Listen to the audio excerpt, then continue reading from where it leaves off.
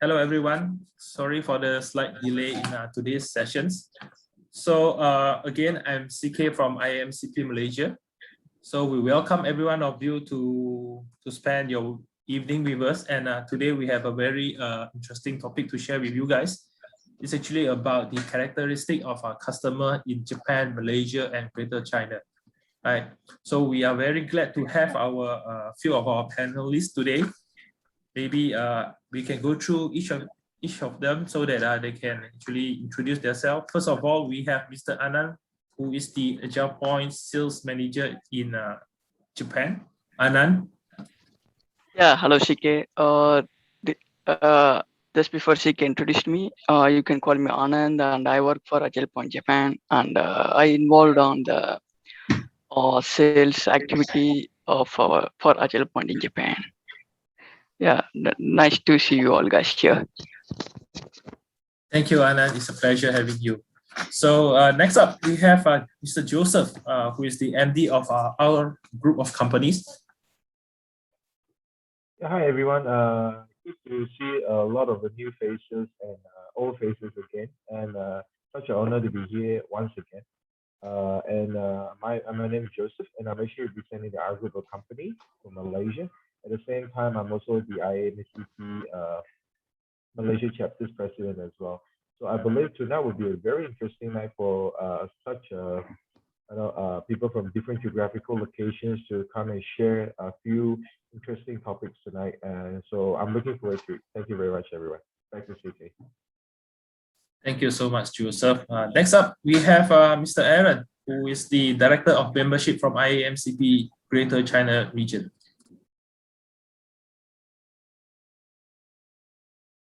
Aaron, you are mute. Sorry, Aaron, you are on mute. Oh, sorry. Okay.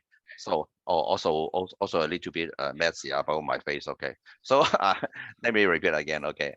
I'm Aaron. Okay. I stationed in Hong Kong. I take care the Greater China chapter of IAMCP about the membership strategy. So most of the time I will work with the different partner and also my teammate to try to make the IAMCP platform more user-friendly, more easy to connect with the partner, the Microsoft partner in different countries. So in the coming days, let's join our event regularly. Okay, thank you so much.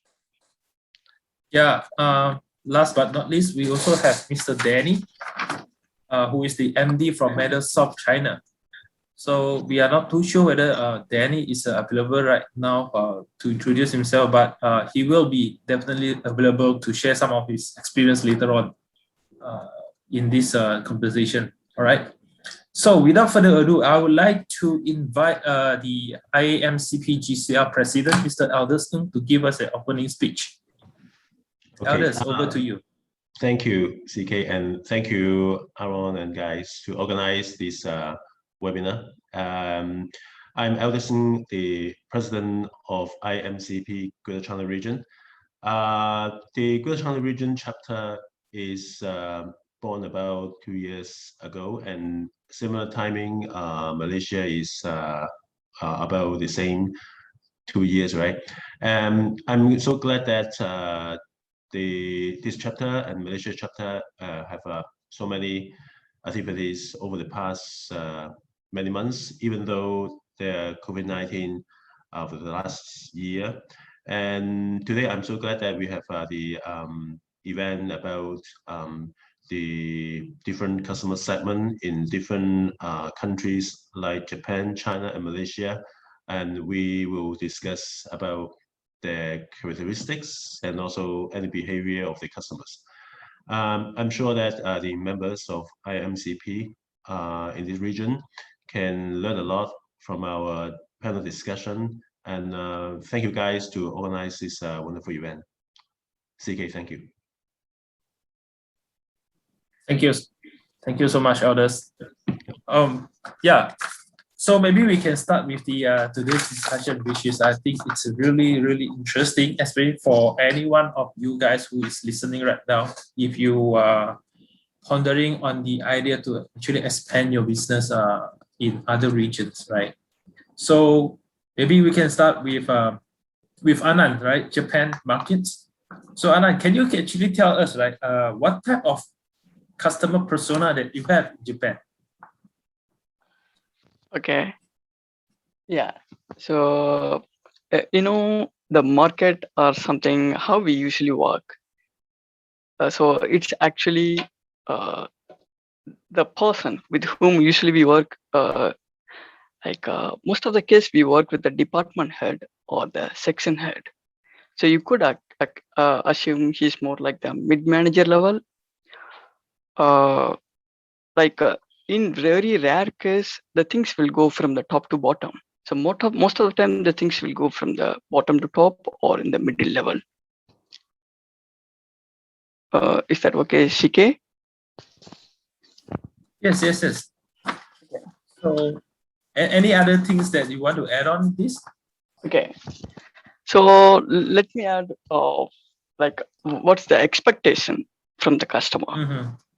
So, as you guys might be aware of that, Japan market is more the quality oriented. It means the detail oriented. The things you need to have more detail something. Mm-hmm. So also, the thing is like establishing the relation. Also, one of the key factor to work with Japanese customers. So if you have a good relation, the things will go smooth for years. So getting into that, usually it would take some time. Also, most of the case, actually, I mostly currently deal with enterprise customers. Mm-hmm. So when we deal with enterprise customers, the thing is like you cannot directly go and establish the contacts. Most of the case, the enterprise customers have their own partners. So we usually call that as the prime. Mm-hmm. If someone coming as a new, like for example, if you are a system integrator or if you are offering your service for a IT related thing, of course, this is a IFCP, so we could talk more on IT. Mm-hmm. So when to establish a connection to any enterprise, most of the case, it's not so easy. Even to open your account, there are a lot of process. So what happens in the most of the case, we first go and join as a secondary. It's not exactly directly to the customer. Instead, there is always a main partner. So we usually work under them. So this is how happening in the most of the cases. Mm-hmm. Uh, Thank you, Anand. yeah. So Thanks a lot. yeah. So I think it's after all, it's still boiled down to the relationship that you have with the customers, right? So besides from details, right? I mean, you mentioned about details. Japanese customers, the level of detail is really high. So is that the same thing that happening to say Hong Kong? Maybe Aaron? Actually, Hong Kong is quite a very interesting place. As you know that we have the different kind of the people in Hong Kong. Maybe I just use some of the experiences talking about the typical customer. The typical customer is talking about the enterprise customer because they are under pressure to try to do some project or reserve the funding or do some kind of the internal selling to the end user. It seems that most of the time they are more just like a sales guy instead of a technical guy to try to have some kind of the solution to so-called address some of the problem. So this is quite difficult in Hong Kong, especially the enterprise, no matter talking about public sector, financial service, and something like that. So when we so-called have some chances to discuss with them, what we need to do is a little bit more strategic because we need to identify who is the so-called project owner or somebody has to say for different kinds of the project before moving forward to have the very deep discussion with them. So this is something happening in Hong Kong for quite a long time.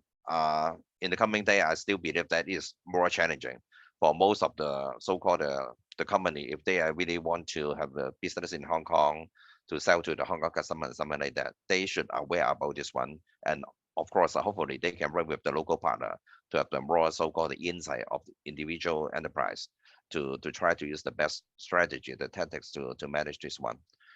And there's another so-called the interesting stuff he's talking about. Most likely, I believe that later on maybe Danny will share some of his comment about the Hong Kong company or maybe the Hong Kong service provider. We are not in detail minded. We don't like Japan because in Japan I do believe that they will be well define everything before they try to move forward to do even a very not so simple, even talking about a POC or something like that. But in Hong Kong, most likely we just have the big picture. Let's say, for example, I have the $2 million. I want to do a project. But of course, it really depends on how lucky are you. Most of the time, the 2 million project is only only good enough to do 1/3 of the project. So this is, but in Hong Kong, most of the IT practitioner, they still believe that that's the only way to try to close the deal, get the deal first, and then later on to further discuss with the customer to see if there's any additional funding or something like that.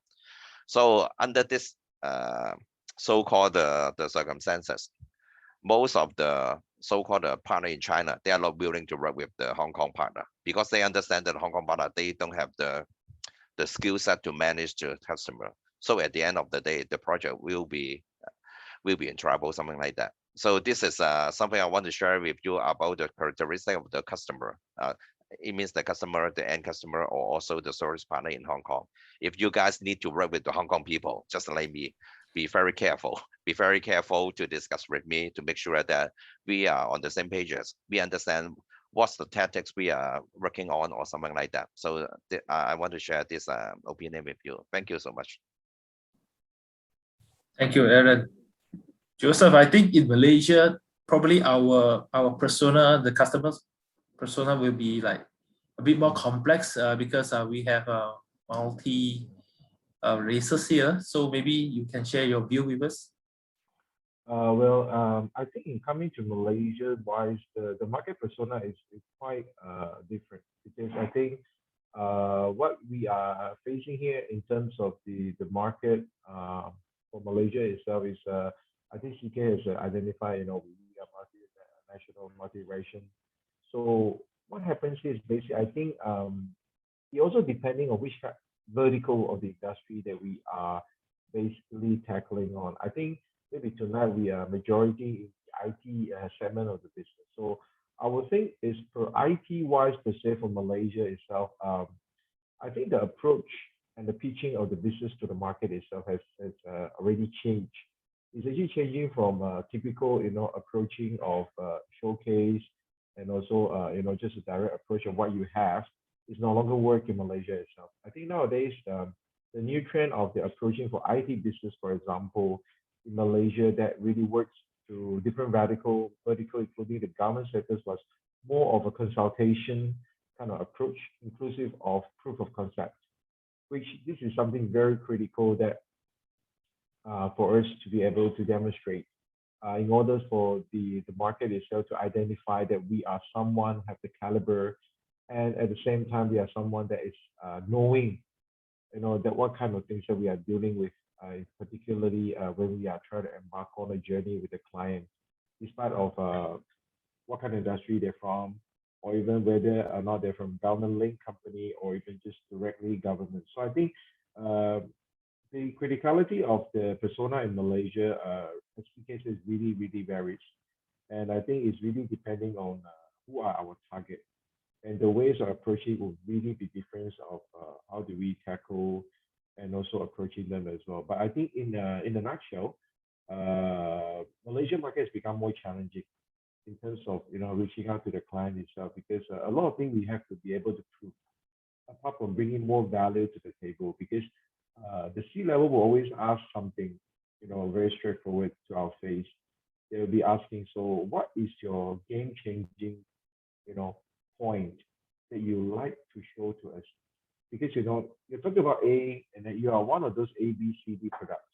But in order for me to adopt you on board, I have to really showcase to my whole organization that you have a game-changing plan and the elements that I must go for you, rather than just just another platform coming on board to the company itself. So I think something very significant with the game changes elements plus a value added elements is something very significant for the population market itself. So I think it's not an easy market. It's also, I believe, it happens to Hong Kong, to Japan, to Greater Barrier of China as well. But I think we've always been trying. So we would love to learn from each other, and then hopefully we may be learning some new ways to approach, even that may be applicable to Malaysian market as well. Thank you, CK. Thanks a lot, Joseph. I think that's a very detailed sharing, which I totally agree. Next, I think so once we understand the customer persona in different regions, right? So what kind of by understanding the persona, what kind of target segments should we target on when we go to different regions? So for example, if I'm coming to Hong Kong, right? So you guys have this kind of characteristic. So what are the segments that I should target? Should it be enterprise, SME? Yeah, Aaron, do you want to take these questions? Okay, Hong Kong has a very long history. We are the so-called the financial center. So most of the company are interested to enter the market, the financial service sector is quite popular. This is one thing. But of course, if I were the product owner or some of the service provider, they are interested to spend more resources in Hong Kong. Maybe I will think about the government, because as you know, nowadays the economic climate may not be very good, but the government still need to spend huge amount of the money and resources to so-called do the digital transformation, and then a lot of the new project is coming out. So that's why if possible, take a look at the government sector. But of course, Hong Kong is quite open, because everything is under very good policy and the rules. Most of the so-called the newcomer, they can work with the local partner together to try to beat the government tender, the project, to provide the best service to the Hong Kong citizen, the Hong Kong government, something like that. And there's another sector, not too many people willing to do it, is the education sector. Because it seems that the education sector in Hong Kong already dominated by some of the local service provider. They already have the product, they know how to apply the funding, they know how to go through different kind of the process. But the product or the solution is still very, from my perspective, very legacy.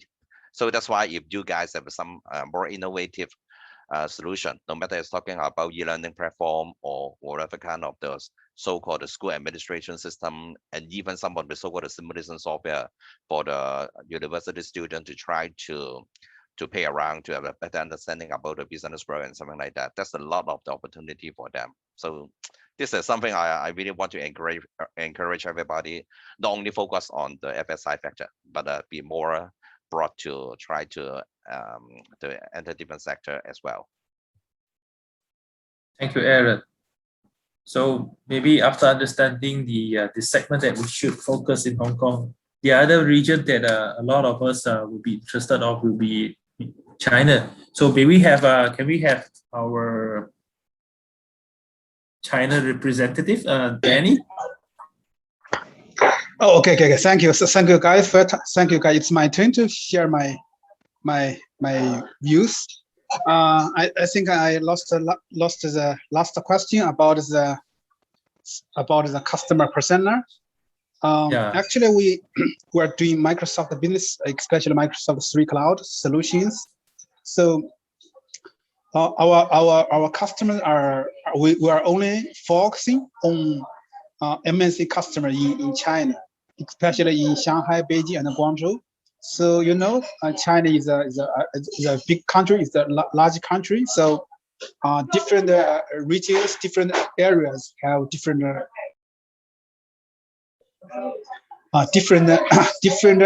regions.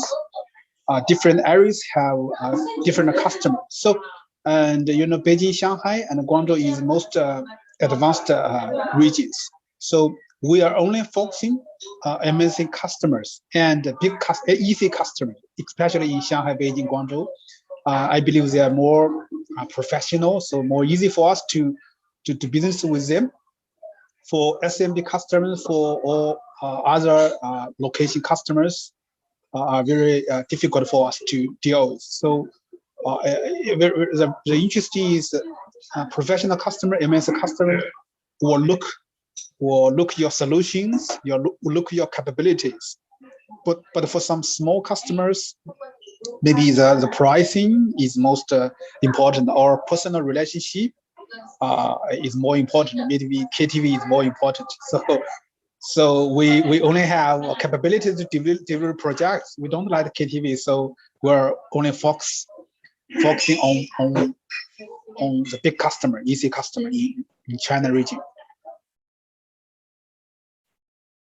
Got it. Thank you, Danny.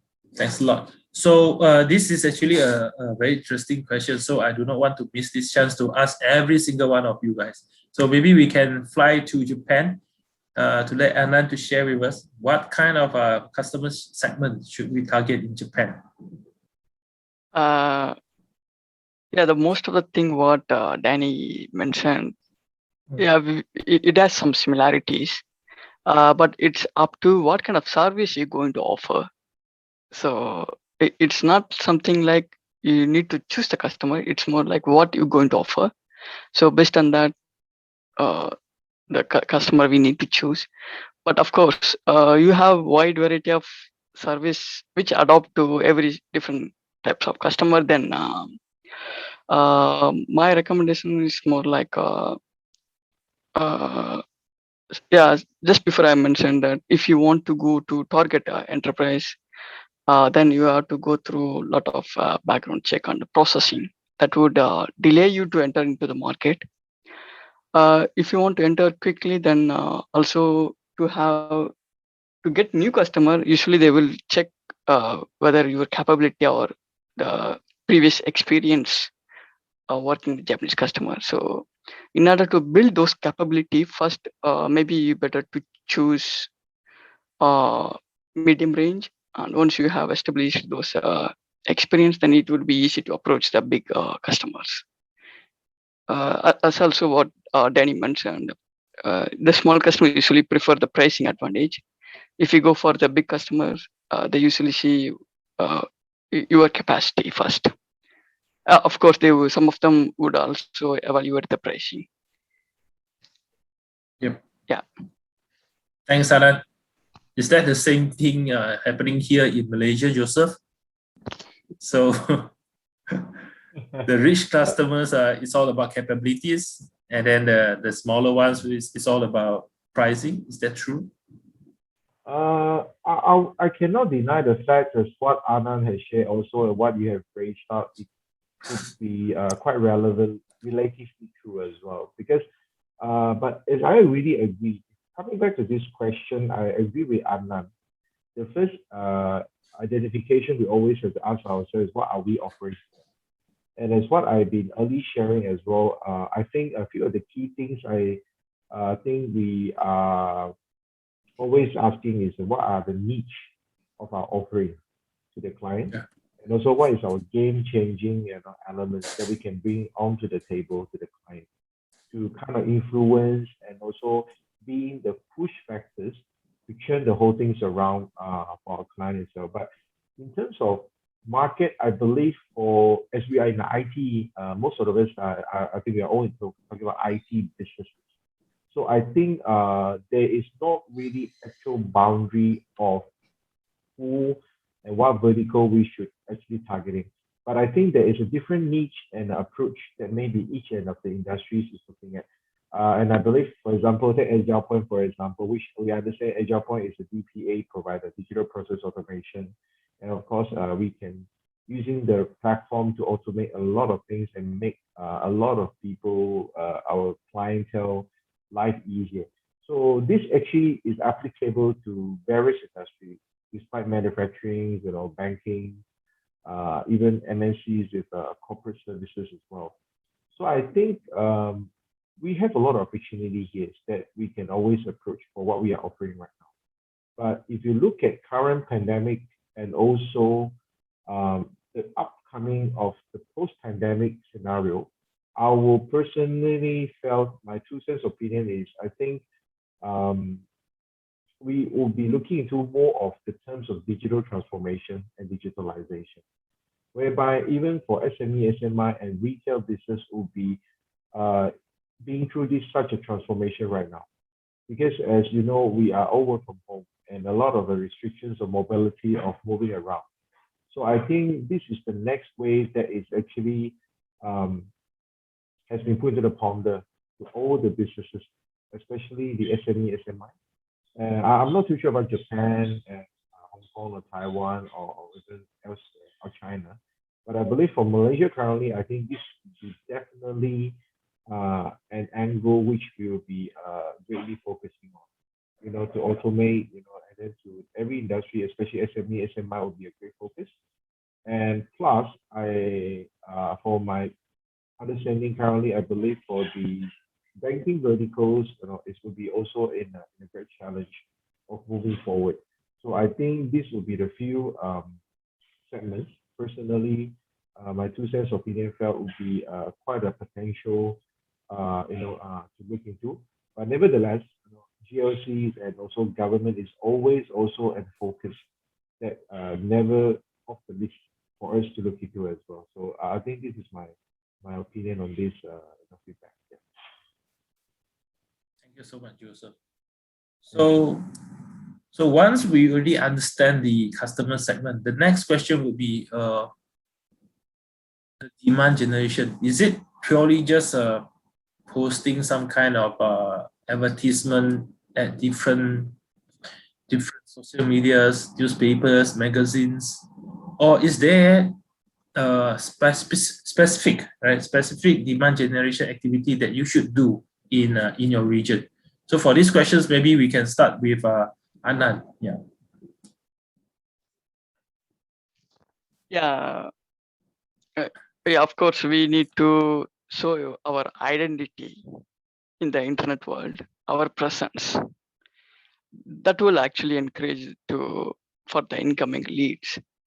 To show our presence or to prove our identity, of course, for example, there are some other new products when they enter into the market, usually they involve on the marketing. If we are a service provider, then also, yeah, I previously just missed a few points. Just want to highlight, for example, if you want to enter into Japan market, the language barrier will be there. So unless or until if you are offering something more than what the Japanese entity can offer, then the language barrier won't be there. So if you are offering something exceptional, of course you wouldn't need more advertisement. But if you're offering something what is usually offered within this region, then you would need more advertisement. And that advertisement also would need to relate to your experience. I mean, the portfolio. So to promote the portfolio, of course, you could these days I could say a lot of webinars through which you can attract more lead. Also, of course, this is IMCP. So through Microsoft channel, that's also one of the way. If you're planning to offer something in Microsoft based service, then sometimes on the Microsoft actually refers, even in one case, one of the Japanese customer contacted Microsoft. Then Microsoft referred someone from US to achieve something. So this is also one of the channel you couldn't get. You could leverage the leads. Yeah, CK, back to you. Yeah, thank you, Anand. Thank you so much. How about things in China? So do we need to do social media kind of marketing? Maybe Danny, you can help us on this one.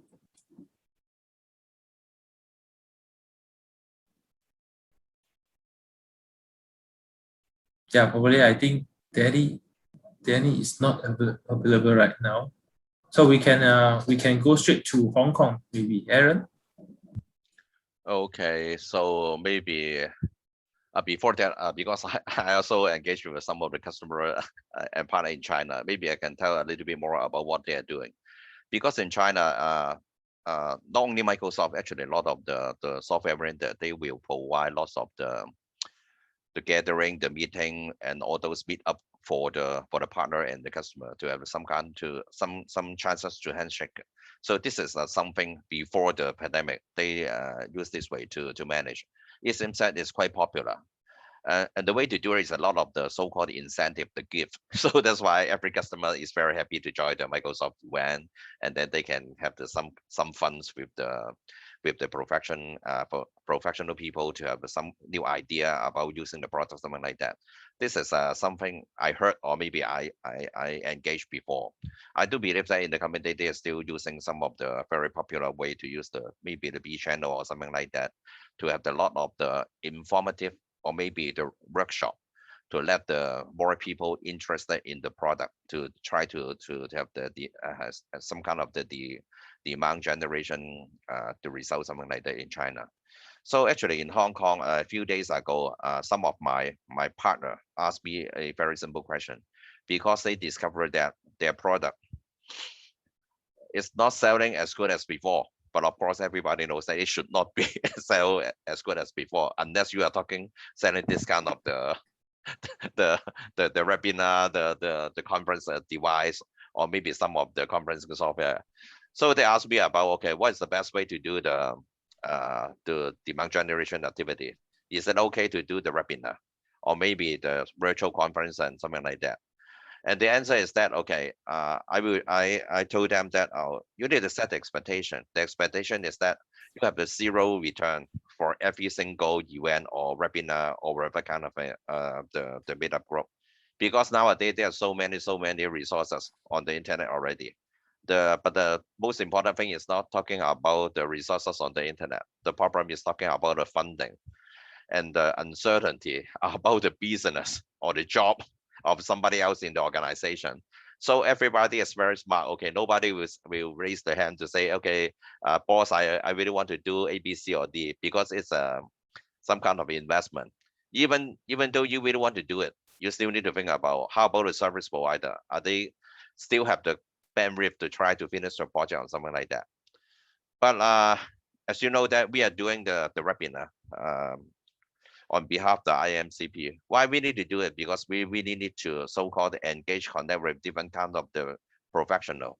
And I believe that what we did today is actually have a benefits for the maybe the customer, the user, or the other partner, the software vendor in everywhere in the world. They have a chances to connect together. So this is the way to do the demand generation. But this kind of the demand generation, the principle is totally different. Before that, we just finish a webinar, not the webinar, finish a seminar or something like that. Most of the time before that, I can close maybe with 2 million still or something like that.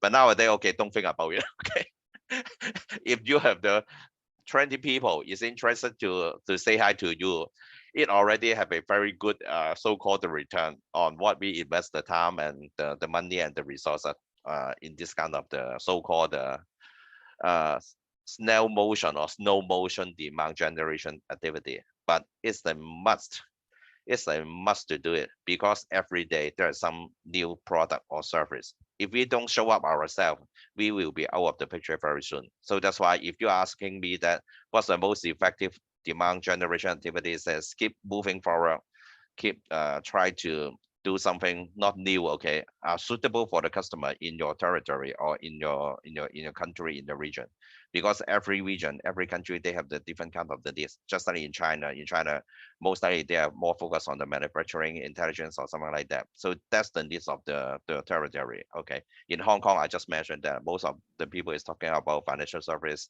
or something else. We need to think about what is the possible means to leverage the resources to try to make it happen.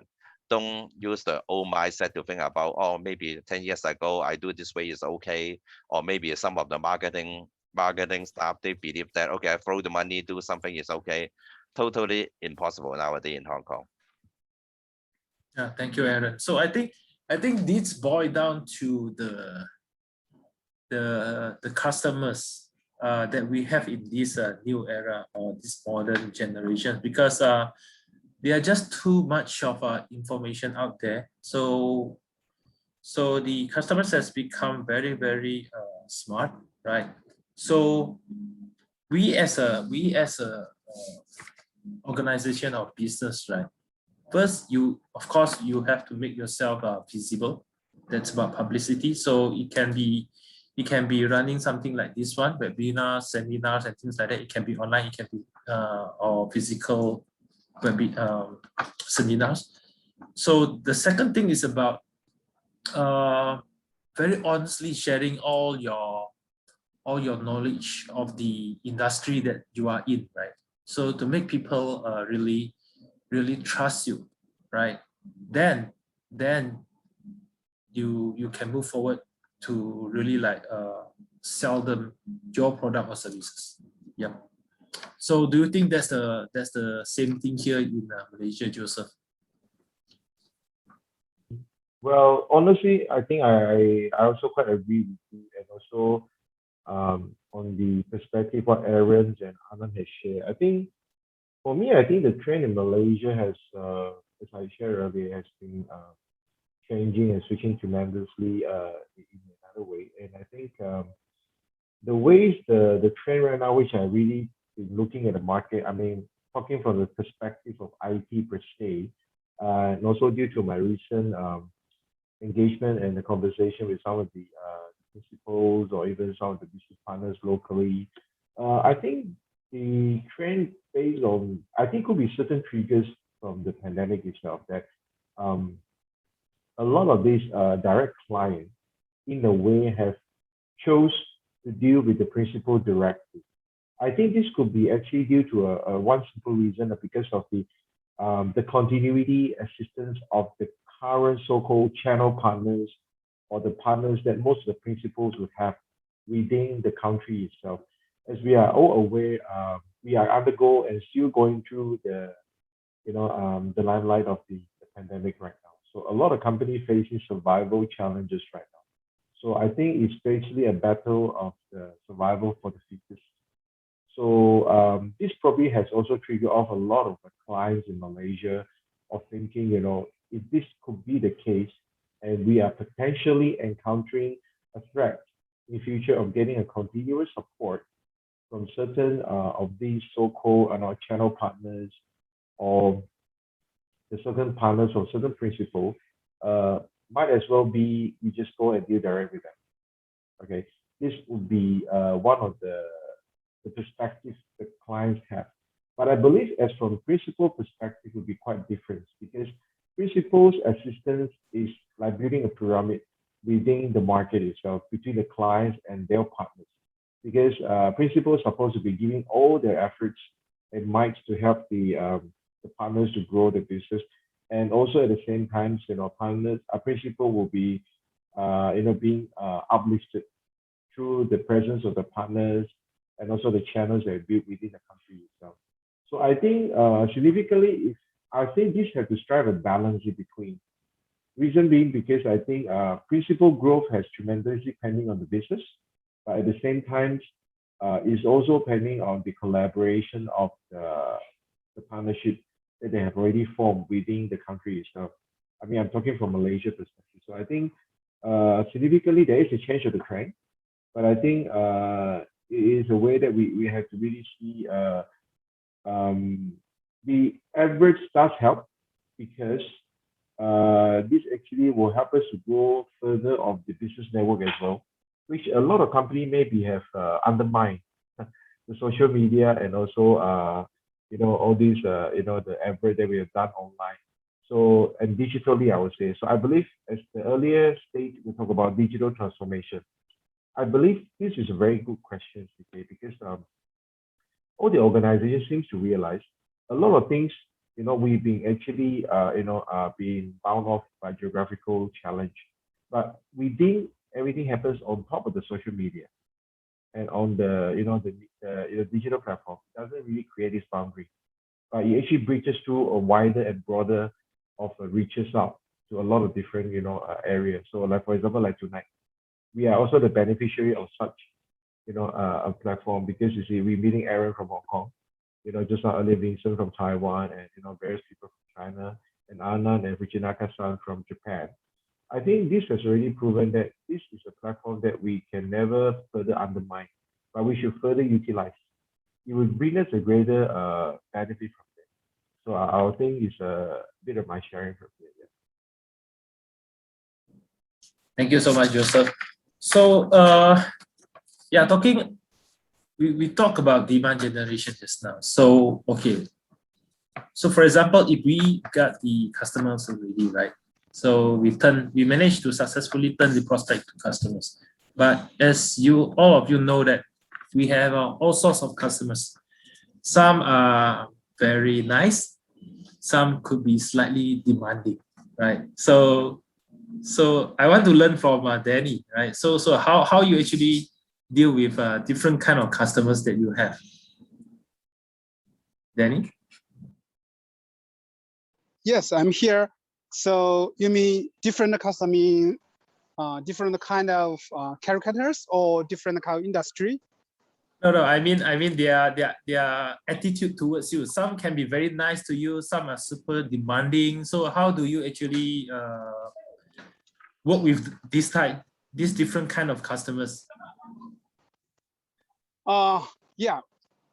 Actually, all our all our demands or demand generation from our existing customer or from Microsoft AE or Microsoft guys. So most of our customers have very clear requirement. So we just need to discussing with their requirement and our solutions, our proposals. So basically, it's a little bit easy to talk with this MS customer. But some of customers, they do have just have a rough requirement or do not have a good attitude to work with us. But we need to take lots of time to talk with business unit, BU guys, procurement guys, IT guys. So we need to take a long time to work with them. And what we are doing now is we are choosing some customers. So if it is a big customer or it is a big enterprise, and we will basically take 6 months or 3 months to provide a POC, provide some workshop, provide some seminar or conference with them, how to say to train, to cultivate these customers. Maybe 6 months later or 1 year later, this customer will have a real requirement and they will directly connect us. So different customers need some time to how to say to train, to work with them, to find opportunities. Because every month, every quarter, we have new customers, we have existing customers, we have some original requirement customers, we have some customer needed to be needs a long time period. So if you do Microsoft business for several years, 5 years, 10 years, all these customers will circulate to help you to build a business. So this is our feeling or experience. So every day or every week or every month, we are find a good customer to talk with them, to even invest a lot of POC time, invest a lot of time to work with them. And in the past several years, several customers take me or take us maybe 1 year to talk with them, to work with them, and 1 year later we will get some opportunities. So this is our our situation. Okay, Sorry, that's good. okay, because you mentioned about spend 1 hour, not 1 hour, okay, yes, okay, 1 year of the time to talk to the customer and then try to prepare everything and then let them feel comfortable, and then there should be some good business or services to do in the coming years. So if that's the case, it means that you need to spend a huge resources in the pre-sales. So how many actually? How about the team size? Talking about the pre-sales level. Didn't get it. I'm sorry, I didn't get it. What is the question? Okay. So I'm asking, okay, because you mentioned that you need to spend a long time to interact with the prospect to know their requirement or maybe have a better understanding about their expectation. So that's why maybe it take 1 year of the time. But of course, in the next year or maybe the next year, the customer will still use your service because they trust you. So what Yes. my question is that because in Hong Kong, we only most of the company only have the maybe 5 to 7 pre-salesperson. Okay, but how many pre-salesperson in China in your team need to take care of this kind of the prospect? Is it 10 people or 20 people or something like that? Actually, our organizing chart, our organizing is a little bit different with you guys. We have less sales guys, pre-sales guys, but we have several delivery teams, and we have 8 delivery teams. So each delivery team has a delivery manager and a several project manager. So every project manager, every delivery manager could do pre-sales job because Okay. we assign several customers to each project manager. So our customer are some, how to say, do have real requirements. We call technical project manager. It is not a management project manager. It is a technical project manager. We call TDM, technical Okay. delivery manager, technical project manager. So they all look at their customers. Yeah. Okay, thank you so much. I believe that is good for not only for your company but also for the customer, because when they are talking to somebody else, actually that person already have some idea about the realistic way to try to deliver the solution, something like that. It's much better than talking to the sales guy like me. Okay, so thank you so much, Danny. Okay. Yeah, it's okay. Thank you, Danny. So it's good to hear that most of the customers that you have is actually, they do understand, they already have the right expectation of what they will get from you. That's why everything is smooth and nice. But do any one of you, like maybe Joseph, Anand, that some client that is really like hard to please and things like that? So what will you do? So maybe Anand, you want to share with us? So you mean the difficult situation, how will you handle? Yeah. That was your question. Yeah, correct. So what will you do when you face like super demanding, extremely hard to please clients? Okay. Yeah.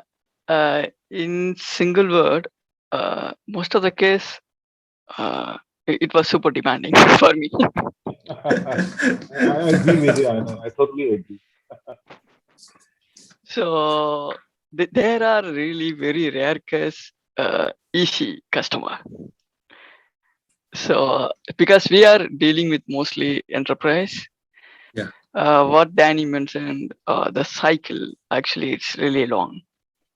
So if a customer has very clear requirement, then the things will go smooth. Otherwise, he just now considering something and he has some plan, or he just he's not sure and where he wants to start, but he just wants to start. In that case, yeah, the things will go like a lot of pre-sale cycle.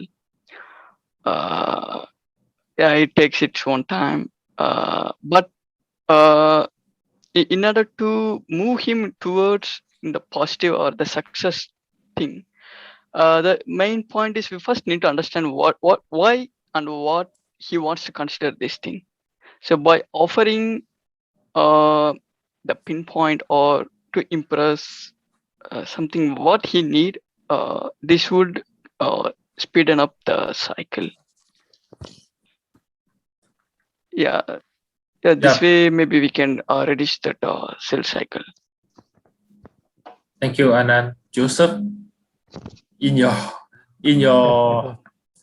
career, I believe you must have faced some kind of pretty hard client. Well, I believe the answer would be, I think pretty much of all my customers are pretty tough and hard to deal with. As I totally understand, I think probably CK, yourself and Aaron, and Danny and everybody else, I think we will have encountered that as well. I think I agree a few key things as what Anand has highlighted just now. I think sometimes customer has never been easy, but I think sometimes I've always been asking myself, there's never easy customer. So what I need to do is how do I really understand what do they want from me?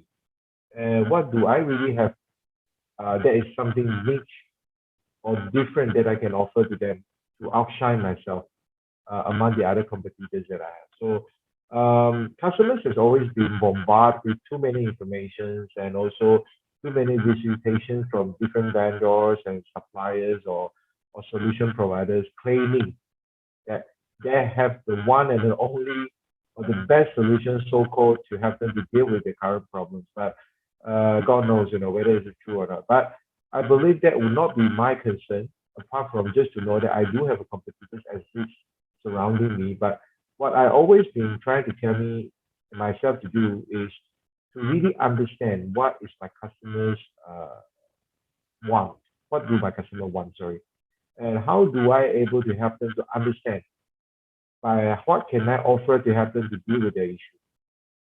And second of all, I also been always trying to help them maybe to see from a different perspective. Maybe sometimes they may have a bit of drawn in too many information overloading, and we probably need to really have give them a clear screening help to let them see, oh, actually what I need is actually not that difficult.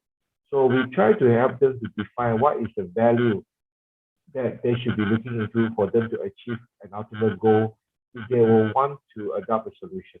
And we will be good if we can have them to draw an anatomy by what their whole organization should be focusing on. Like what is their core business, the primary business, the secondary business. Then from there, we can tell them if this is the focus, maybe we can help you to define what should be the core investment you should be looking at. Especially, I think tonight we talk about automation and IT. So when we can help them to define the right value they'll see from their investment and the commitment that we can commit in the continuous effort to help them to achieve the goal, I think all the tough customers can be melted. They're always a big iceberg for us to melt. But hey, there's no iceberg that can't be melted, right? It's just a matter of time. So I think whether or not are we using the right tools, the approach, the methodology. So I think I always agree. I believe everyone of us here tonight have all this experience. There's none easy customers around us, but there's always ways to deal with them. I believe, which is what I always tell myself and share with my team. Don't take things lightly, but always plan for the worst and prepare for the best that you can. Because we're out there, you're uncertain of what is coming next. But when you're prepared, you at least have a chance of survival and reaching the goal that we want to achieve. So I would say, yeah, I mean, it's always a cycle that we're always learning and fighting through to get the deals shoot. Yeah. Back to you, CK. Thanks. Yeah, so Thank you. Sika, just let me add few points here. Sure. So Please, Anand, it's something, yeah, it's something like if you go to a doctor, what do you expect? You want a consultation. So if you could offer such a consultation, there are a lot of chances you get win the project. So to give such a consultation, you need more domain knowledge agree. or something. So that way, but yeah, achieving that domain knowledge is really challenging, but acquiring them will make the things go smooth. Yes. Totally agree with that, Anna. So my next questions will be Oh, I want to very say something. interesting. Yeah. Please, Go Aaron, ahead, please. Aaron. Go ahead. Yes, because my answer is a little bit different from you guys, okay? Because I really don't have any tough customer. I don't have a customer. All of them are my friend, okay? Okay, just joking.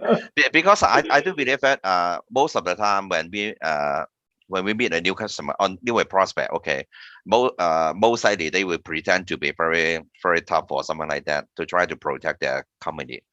But just like Joseph mentioned, okay, if you understand that what their so-called expectation or maybe their role in that particular project, okay, so it will be much more easier because we can deliver more advice or maybe and then just mention about the consultation to make him understand about, okay, this is the approach that maybe I can leverage this way to try to manage this process, no matter they are buying software, build application or something like that. Because use this way, it became he became some friends actually. So that's why I mentioned that most of the time if somebody asks me, okay, why your customer is more eager to close the deal for you instead of you chasing the PO, because they believe that it should be something they should do to help me to achieve the quota, because I already work with them together to help them to solve quite a lot of the problem. Even when there is something very confusing, I'm willing to offer myself to try to sit in the meeting with the senior management to make sure that they can have somebody else have the authority to try to say something they're going to talk. But without our support, it's very difficult for them to say, okay, I believe that this way, okay, and then the senior management maybe throw 100 questions to him to answer. It's very difficult. But if we engage with the meeting to support him at his side, it will be much more easier. Maybe at the end of the day, only 2 or 3 questions need to manipulate, and then we can just move forward to manage a project, something like that. So I believe that people is still the most important thing if you really want to work with the customer, or maybe some of the so-called the tough person in the very beginning. It should be a good way. Don't try to avoid them, or maybe feel that okay, they are unreasonable, they are nonsense. If you have this kind of the negative feeling, and then everything will be gone. So this is something in my territory. It's quite okay for me to work with the partners, the end customer together. So because we understand, we always mention about if I were that person, what should I do, and how, if there is somebody else can give me a helping, and I will certainly try to do something good for everybody. So this is something I want to share with you guys. Thank you so much. Yeah. I think if I may just add a little bit more here, because Aaron's really been very intriguing. You actually made me think of some of the one of the statements you say. Yes, I think customers will be very keen and eager to help us to close the deal. I totally agree with you, Aaron, because I've been through that in the past, and still I'm actually going through that, which I think I also share with some of you like CK and some of the other friends as well, which I feel like a lot of chances when we understand what they want and treating them as part of our trend of our customers, you see, a lot of times I found that they are the one who's more eager to get the deal closed rather than us. And they will be the one who talk to the board or even find all the kind of ways to helping us to get the deal sealed. And I totally agree with that, Aaron. I really been recalling those days. There seems to be more and having anxiety attack than me when I'm trying to facing their organization. Then they'll be like chasing and trying to help us to scale it through more smoothly. Which I really have to say I'm so proud of having those clients and also such a journey with them, which I believe Anand and the rest would have. So I just want to make to say that I totally agree with Aaron, and this is something always recalling me and motivational for me to push myself further, because when they know me and when I know them, they are my friends and this is my partner instead of client, that they are more anxious to get me in rather than I'm trying to tell them, what should you do. So yeah, just walking down the memory lane. Yeah. Sorry for the extra sharing here, CK. Thanks. Yeah. No worries. So I think we only have a few minutes more. Okay, but I need to ask these 2 quick questions, right?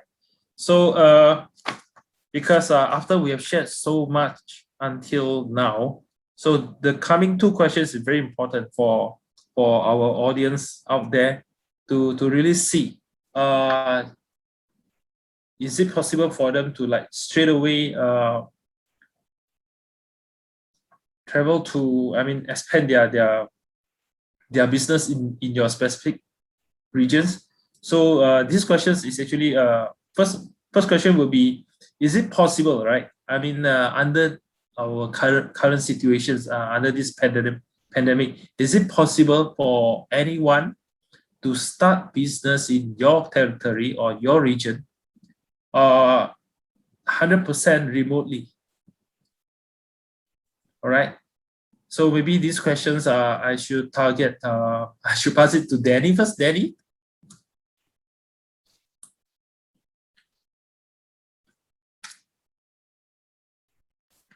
Not too sure whether he's available right now. Maybe I'm okay. I can hear you. So hi, Danny. Yeah, I'm Yeah. here. Can you hear me? So you Yes, mean, yes. can we do remotely project? So actually for our existing customer, maybe it is possible to send you a PO for remotely 100% because we are already build 100% trust between us and the customers. For new customers, maybe we need to. It's very difficult. So this is our our experience. So actually, some of our customers already have 10 years old to work with us, and some of our customers have 3 years, 5 years relationship between with us. So it's a little bit easy to do this project remotely, especially support service or workshop or development service. So teams really helped us a lot. But for new customers, it's very difficult because we don't have the trust between with them. They even do not see us. They even do not have time to hear our presentation. So very difficult Yeah, for new customers. that makes a lot of sense. Thank you, Danny. How about Aaron in Hong Kong? Can we do it 100% remotely? So I believe that I can do 100% remotely, but in reality, all those jobs is done by my local partner. Okay, maybe in China or Macau or of course in Hong Kong is the local partner. But of course, when during the so-called interaction with the end customer, it should be okay because everybody already feel comfortable to have the so-called the remote section, remote call or something like that. Okay, and some of the job may be okay, just like so-called the workshop or training. No matter you are talking remotely or just in the classroom, there's not too much difference. So I believe that it really depends on the nature of the job. Okay, from if you are talking about from a salesperson perspective, most likely it should be okay because our job is talking about approach the prospect, have some kind of section to present the product or something like that. Everything should be fine. But if you are talking about some of the customer, let's say for example the FSI customer, they are very concerned to the security, or maybe some of the government customer, it may not be okay because they have the so-called the policy that it's a must to stay on premises to try to help them to do something. But of course, because we already have a very good partner network in different countries, it should be okay. I think 80-20 rules or something like that. Okay. Yeah, it makes a lot of sense. I think like you say, it's about the nature of the activities also, because if you are talking about just a demo or introductions call to promote or to sell the products through presentation, that can be done remotely. Training can be done remotely. But when you want to do, say, some kind of solution architecture, design, things like that. So when you need a few team members, right, to get together and brainstorm. So that's when maybe remote sessions will not be that effective. Is that the same thing happening in Japan, Anand? The thing is like what Danny mentioned, is it for existing customer or new customer? That's one of the key point. Yep. Even I just came across some of the projects which was executed completely remotely, but that was for existing customer. Even for new customer, and if you are not in this region, I mean, if you are not in Japan, probably it would be quite difficult. At least if you are your presence in Japan, then there are chances for remote execution, even for the new customer. Yeah. Thanks, Anand. So the last question, which is also very important. So do you think that without knowing your local language, right, someone is possible to enter your market? So like if I want to enter to the Japan market, is it that important that I must know Japanese? It's again with whom you are dealing. Yeah, it's a yes and no. Yeah, if you are dealing with MNC and if their base is from, for example, from America or United States, Mhm. probably without knowing Japanese, you could enter here. If you are going to deal a Japanese customer, it's most likely expected knowing Japanese. Also, what kind of service you are offering. For example, you are executing some IT projects, at least to capture the requirement. Still, there are not all the employees can speak English. So Mhm. to capture something, you need to know the local language. Okay, thanks, Anand. Is that the same in China, Danny? Do I need to know Chinese or Mandarin to do business in China?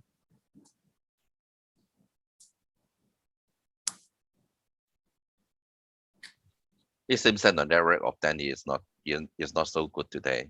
So Yeah, I maybe can. okay, maybe I try to say something. I believe that. Yeah, I'm here. I'm sorry, I mute. Okay. Sorry. So I pass the question to you. Okay, is it possible to do business not using Mandarin in China? Actually, some of our customers are a foreign customer. Almost 80% of customers are foreign customer, like MNC customers. So the senior manager or director are foreign guys, so you can talk them to using English or Japanese. But for the low level, execution level, they are Chinese guys. So it is required to use Chinese to talk with them. Maybe there is a possibility to use English, but it's a little bit difficult to do business without local language. Yeah, thanks, Danny.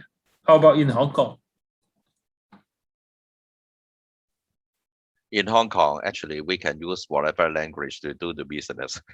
Okay, so because in Hong Kong there's so many people, maybe the younger generation, they love the Korean pop star or something like that. They already know the Korean language. Of course, the Japanese language, most of the young people, they know about it and then have a conversation level.